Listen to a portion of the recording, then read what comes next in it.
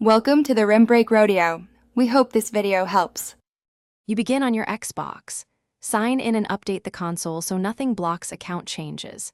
Once done, open or confirm access to your Epic Games account on a phone or PC. You need the email and password to link systems. Choose your MFA method now, Authenticator app versus email or SMS, because the setup path differs. I recommend an authenticator for stronger security and fewer delays. This choice affects the next steps, where you'll link the account and confirm codes. You head into Epic Games account settings and open security. Enable two-factor authentication there so Fortnite can require it.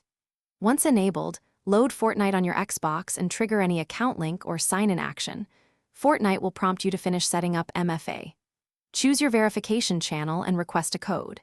If you picked an authenticator, scan the QR or enter the key. If email or SMS, retrieve the numeric code and type it in. Make sure to enter codes immediately. They expire quickly. You now install and open your chosen authenticator app, then add Epic Games by scanning the QR code or typing the provided key in account settings. This binds your phone to Epic for codes.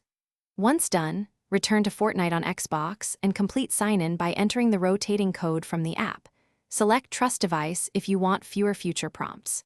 If a code won't work, resync your phone's time or use one of the one-time backup codes you saved, and contact Epic support only if those options fail. Thanks for watching. Consider subscribing if we helped you.